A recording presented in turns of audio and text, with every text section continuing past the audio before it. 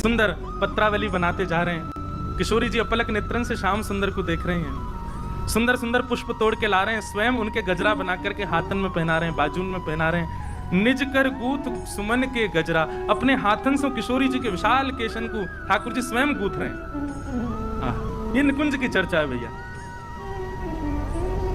अब जैसे केश गूथ दिए, उनमें सुंदर सुंदर पुष्प लगाए, किशोरी जी बोली अब ने दिखाओ तो कैसो श्रृंगार कियो मेरो।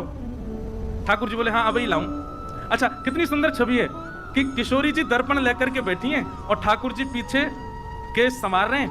अब वहां दर्पण में किशोरी जी अपने आप को नहीं देख रही हैं, तिरछो सो करके पीछे खड़े श्याम सुंदर को देख रही हैं और श्याम सुंदर वही दर्पण में किशोरी जी को देख रहे हैं। पीछे खड़े हैं तो आमने सामने को दर्शन सुख नहीं मिल रहा हो, तो दर्पण में ही एक दूसरे को निहार रहे हैं। किशोरी जी जब तैयार है गई, ठाकुर जी बलैया ले रहे, आहा बलि बलि जाऊं हे स्वामिनी जू, ऐसे ही देखत रहूं तो मैं जन्म सफल कर मानूं।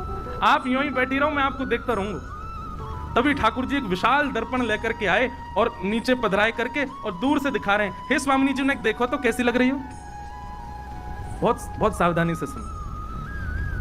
किशोरी जी स्वयं को नहीं देख रही हैं, स्वयं के अंग प्रत्यंग को कहां कहां ठाकुर जी ने चुन करके पुष्प रखे हैं, कहां कहां श्रृंगार किया, उनको ध्यान से देख रही हैं। और अपने तन पर विद्यमान ठाकुर जी के हाथ के श्रृंगार को ध्यान से देख करके किशोरी जी इतनी मोहित है गई, इतनी मोहित है गई, अपने ही श्रृंगार को देख करके कह रही हैं, हे ललित तुम कितनी सुंदर हो। मतलब किशोरी जी के रूप पर कोई और मोहित ना भयो, किशोरी जी स्वयं मोहित रह रही हैं। और मोहित क्यों है रही है? क्योंकि श्रृंगार जो है वो श्याम सुंदर ने किया। कोई मुझसे पूछ रहा परसों कि महाराज जी आप आरती से पहले आरसी क्यों दिखाया करो ठाकुर जी को।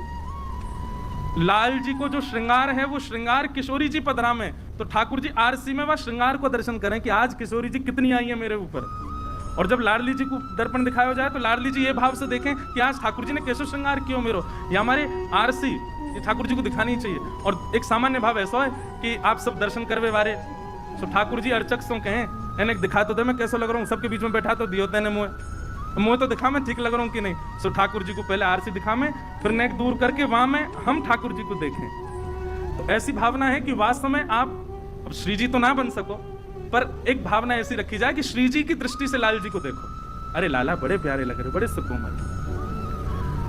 किशोरी जी ने जैसे ही दर्पण में स्वयं कोई प्रतिबिंब देखो, मोहित है गई लाडली जी, और मोहित है करके अपने स्वरूप से ही कह रही है, हे ललित तुम कितनी सुंदर हो। और जैसे ये भाव कहो तो प्रतिबिंब को जो स्वरूप जा पर किशोरी जी मोहित है गई, वो ही स्थिर है करके स्थूल है करके प्रकट है, जो श्री ललिता जी को प्रादुर्भाव है।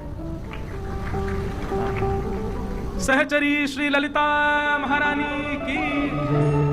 अब अंदर गहराई में जाइयो, जिनको ना पल्ले पड़ रही हो चुपचाप नीचे मुंह करके बैठ जाओ।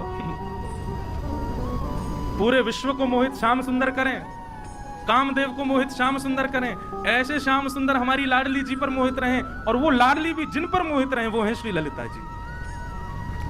अरे जब कभी श्याम सुंदर कभी विरह प्रदान कर दें ना, तो किशोरी जी श्री ललिता जी के पास ही जावें और ललिता जी को निहारें। क्यों? क्योंकि ललिता जी को जो श्रृंगार है वो किशोरी जी और ललिता जी में कोई अंतर नहीं है, एक सी दिखेंगी दोनों। बस ये है कि किशोरी जी की नेक विशेष चूड़ामणि है, किशोरी जी की नेक विशेष चुनरी है, किशोरी जी को नेक विशेष श्रृंगार है, नहीं तो बाकी सब एक जैसे हो। पर फिर भी किशोरी जी को ललिता जी प्रिय है, क्योंकि प्रथम श्रृंगार श्री कृष्ण ने जो कियो वही स्वरूप श्री ललिता जी।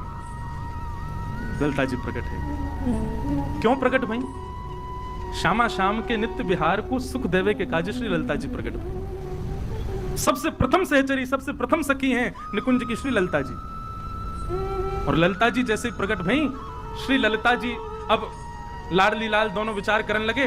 ठाकुर जी के मन में आयो अब ये इनके स्वरूप से प्रकट भैया, इन्हीं को पक्ष ले करेगी हमेशा। किशोरी जी सोच रही हैं, बोले लाल जी के श्रृंगार को भाव है तो ये इन्हीं को ही पक्ष, दोनों उनके मन में ये भाव आ गया कि ये पक्षपात करेंगी दोनों में। ललिता जी को एक भाव है कि वो प्रिया प्रियतम के हृदय की बात पहचान जाए। और जब जब मैं ललिता कहूं ना, स्वामी जी को स्मरण अपने आप कर लियो, क्योंकि स्वामी जी ललिता जी ही। जैसे प्रिया प्रियतम के मन में आयो कि ये तो पक्षपात करेंगी, एक अकेली हैं, तो ठाकुर जी सोच रहे हैं किशोरी जी के स्वरूप में या हमारे इनको पक्षपात करेंगी। लाडली जी सोच रही हैं इनको श्रृंगार है या हमारे इनको पक्षपात करेंगी, इन्हीं की साइड करेंगी।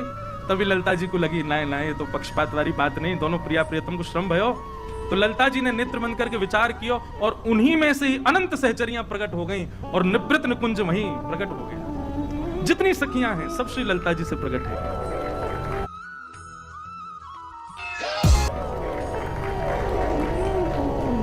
ऐसे करके एक निकुंज तैयार हुई जहां पे श्री प्रिया प्रियतम नित्य विहार करें। और वह निकुंज की चाबी कौन के पास है? ललिता जी के पास, श्री ललिता जी के पास। ऐसे श्री ललिता जी को प्रादुर्भाव है। अत्यंत किशोरी जी की प्रिय हैं ललिता जी। अब आगे, अब ये तो भई कि श्री ललिता जी प्रकट भई। अब स्वामी जी की भावना कैसे प्रकट भई, ये अब ध्यान से सुनो। एक दिन की चर्चा है, द्वारिका में श्री द्वारिकाधीश अपने सिंहासन पर बैठे हैं